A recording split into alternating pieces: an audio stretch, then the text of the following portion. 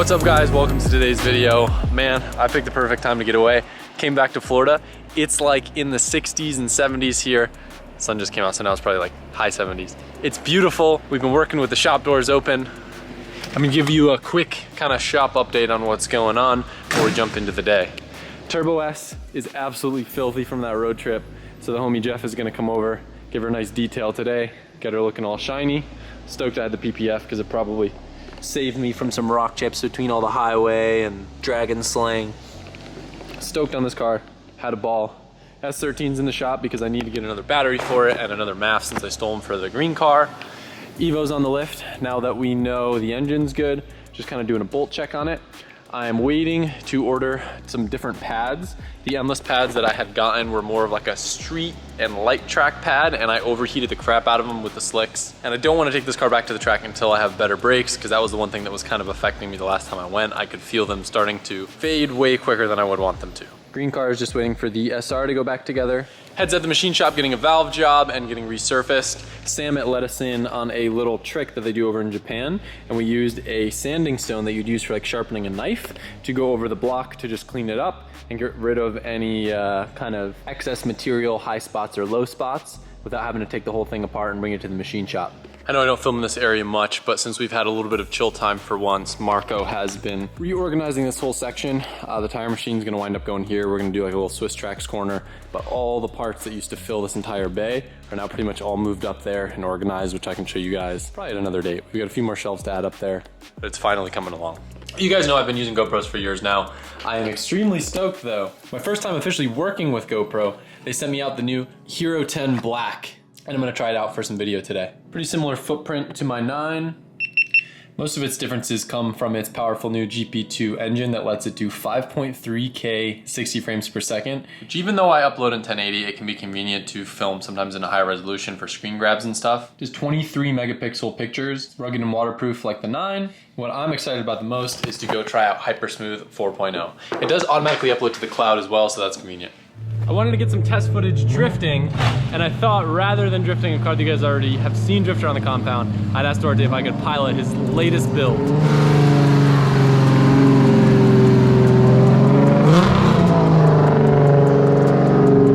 I'm so excited to drive this thing after watching those videos. All yours. Fine. After so long of you asking, here it is. Duarte just had a testing session at OSW with Chelsea, so the car, did it pass his standards? It passed every standard. He actually liked this one better than the green one, believe it or not. So I wonder why. Front radiator? Lighter, simpler. So this setup right here, if you don't know what you're looking at, this is an NA 2J build. Now with the price of 2Js, this is kind of the way to go now. What's the price difference you're looking at between like a NA 2J build versus? You can build a whole GE motor for the same price as buying just a stock GT. And that's pretty much it. I got this motor for, I would say, I actually got the car. The car was $1,000. I pulled the GE motor out of it, the Lexus IS 300, and we built the motor, I think, for $6 grand total. So you can't beat that. Like, people are selling the GTEs for $6,000 to $8,000, so this is definitely a better choice to go. Not to mention too, you could probably hold a lot more power with a GE. I'm at the point kind of where GTEs, where they're getting so old, and it's kind of like a dice roll knowing what you're gonna get, where I would rather kind of have the peace of mind knowing I have a forged bottom end than some old stock 2J internals that some drag racer probably beat the shit out of in Japan. Yeah, it's actually, definitely the way to go. It made decent power. We really haven't pushed the time into anything. Lance was pretty conservative with it. It's making 600 right now, and it's dialed in. It sounds great. So this will be your clutch kickers car for next year, so you don't have to... Absolutely. It's been a 3-year commitment to get to this point. So that, can I say what it's going to go in? Yeah. So he will be putting that N54 back in another E46, which will be a cool build. But this car to him is kind of like the S15 to me. I didn't want to destroy my Mona Lisa, so I built a car that resembled that, and then this is kind of the same thing. Budget build. Well, hey. It always starts like that. Yeah, you know how it goes. So this thing revs high, makes a bunch of torque. It's light, should be fun, and we're gonna take it for a rip around the compound. I'm gonna do something that I've been hesitant to do in the past, and I'm gonna let you in on my little GoPro secret. So to get the in-car footage that I like the most, leave Hypersmooth on high, and then when you go to lens, put it in linear. And what that does, because of the way that Hypersmooth works, when you're drifting, it'll actually make it look like you have a gimbal in the car that will follow the direction of travel. And that's how I get all those shots from the in-car that look like I have some sort of like thing going back and forth. You guys will see since I'm about to go rip it, but a lot of people have asked how I do it. Hypersmooth plus linear, that's the trick.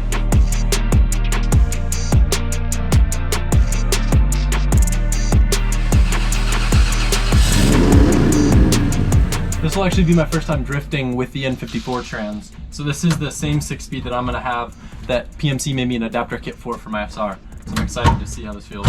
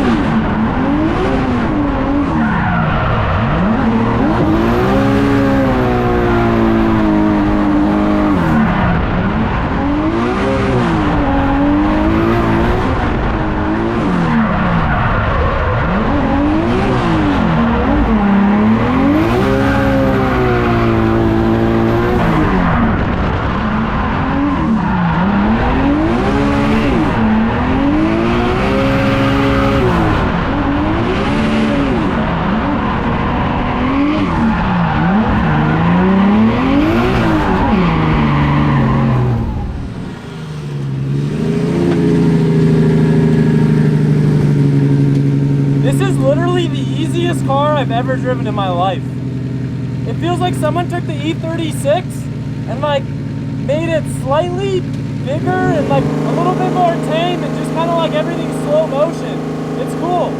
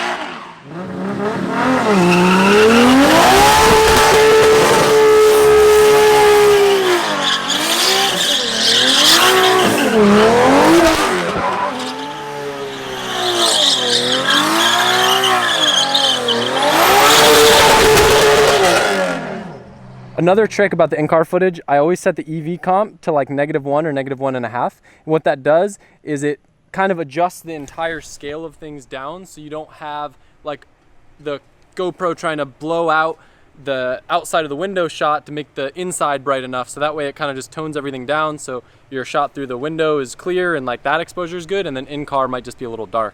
But it's worked really well for me, and I know you guys like the in-car footage. I want to give a massive thank you to GoPro for sponsoring this video. Pretty freaking cool. I've been a big fan of their products for a while, and I hope they continue to sponsor more videos, maybe, please. Could always use more GoPros, you know what I'm saying? Duarte, thank you for letting me shred your car. This thing is fun. If you guys have any questions about GE stuff, feel free to hit up sales@drifthq.com. They can help you sort out an engine build, parts, manifolds, turbos. We got it all in stock, ready to ship. But I know you guys saw the title in this video, and I know we gotta get into what y'all have been waiting for. Quick announcement, we have our newest limited edition print going live on the site. There'll be 350 of them, and each one will be signed at 6 p.m. Eastern Standard Time today, so make sure you set a reminder. When you spend $5 on this or anything else on the site, you could enter for a chance to win the 24 karat Blitz, so don't miss out. We are going on a journey to go pick up 2 cars, or not really cars, I guess you call them chassis, shells, rollers. Oh no, there's my money. Where we're going is close to Elon's house, so he threw his daily on the trailer. We're gonna rip over in the truck. I don't know how much I gave away in the title, but I feel like this is gonna be slightly unexpected. It was unexpected for me. Hopefully it's a good decision. You rusted in the Civic? What? Why Why you roasting the sip? I was not roasting. I just said Johan threw his daily on it. Yeah, bro. I didn't say anything bad about it. Are you roasting it? I didn't say. We got Tell you we were gonna put on the dyno over there. backseat Booth. He can't handle the front seat, I heard. So. Yeah, there's like 3 turns on the way to Titan. Really? All right, your first hint is that we rolled up to Titan. I got a text from the homies over at Titan that they had 2 chassis laying around that we might be interested in. Any guesses? Mike had to bring the Supra out. The Mona Lisa. Here we are. Perfect. So you said the story with these, you guys got them for cores for your engines? Yeah. That way you can build those and get better turnaround for customers? Yeah, exactly. All right, Johan, get the tape measure. So, and have you measured these yourself? I have not. Okay, so the biggest thing we want to do, this car was in a rear end crash, this car was in a front end crash. We're gonna check to make sure the strut towers haven't moved. So the front stuff can always cut and tube front, but you don't want to mess it when the strut towers have been moved. 37 and like 1/over half. So usually you don't have 2 cars next to each other when you're trying to do this. If it has moved, it's moved like 1 hash mark. So 116. Yeah.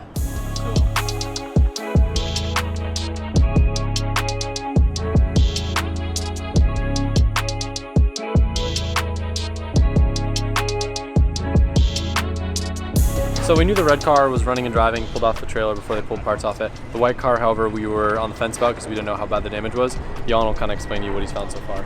So what I've seen here, we just did a couple of measurements, and like I was able to tell that these strut towers moved back 1/2 inch, and the frame rail, obviously you see, is like aiming down. So on here, I saw, you could see somewhat that most of the hit it bent to this point, and then from this point on seems like it's straight, but that right there tells me it's not. These frame rails are aluminum, and then they're riveted back here. It's possible that we could find the frame rails. I've seen the frame rails online, and you could take them out, swap them over. It's just hard to tell with just looking at the cars. The thing is, we got that car, we could take measurements off and see how bad this front end is, and then we could judge from there. You know, that car is great parts car from this one. It's like if this one is not salvageable, you could take things you need for that car from this one. You know what we could do with this one, Johan? That I was thinking that'd be pretty cool? Like, you seen it where they like cut pretty much everything out of the car, but leave the interior for a simulator? Yeah. So like use the whole interior and build like a little sim cockpit out of it? Yeah.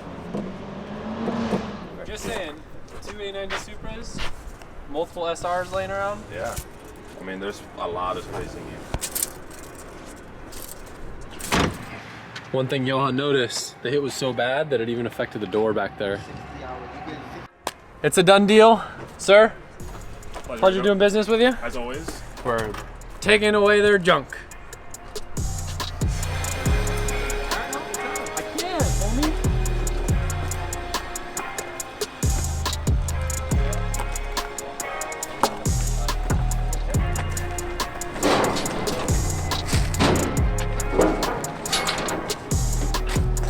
Keep going, boy.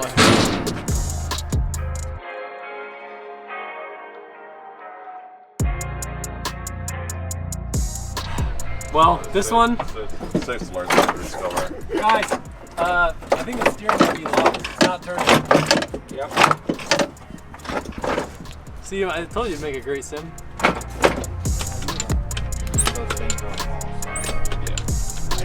I don't have M1 oil pumps.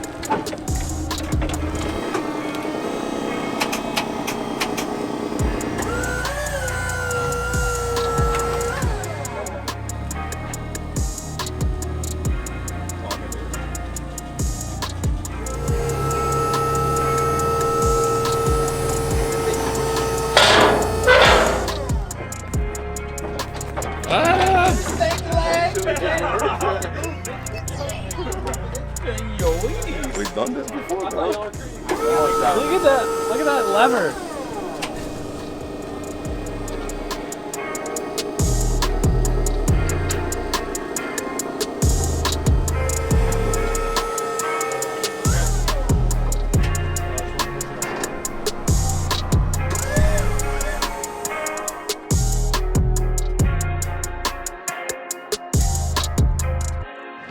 All right, guys. I think I'm gonna end the video here.